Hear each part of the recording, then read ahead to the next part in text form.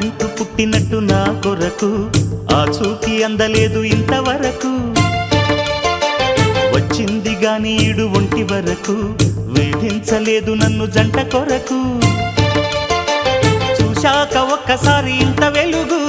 నా వంక రాను అంది కంటి కునుకు ఈ అల్లరి గారడి నీలీల అనుకోనా నీ పేరు ప్రేమ అవునా ఇవాళే నిన్ను పోల్చుకుందా